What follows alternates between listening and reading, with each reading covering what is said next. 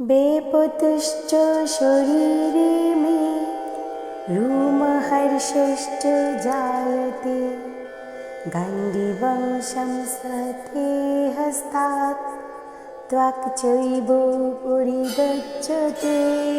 কৌরব পক্ষ অর্থাৎ অর্জুনের বিপক্ষ দলের সব বন্ধু বান্ধবদের, আত্মীয় স্বজন, গুরুদেব, পিতামহকে দেখে তিনি মায়ায় পড়ে বিষণ্ণ হয়ে পড়লেন।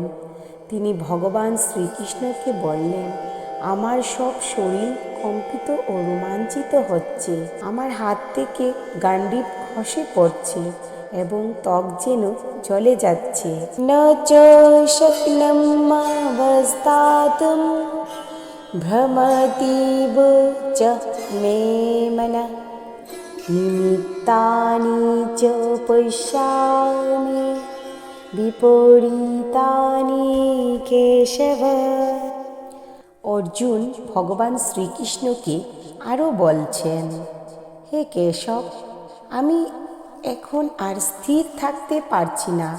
আমার আত্ম বিস্মিত হচ্ছে, আমার চিত্ত উদ্ভ্রান্ত হচ্ছে। হে কেশব, আমি শুধু অমঙ্গলসূচক লক্ষণ দেখতে পাচ্ছি।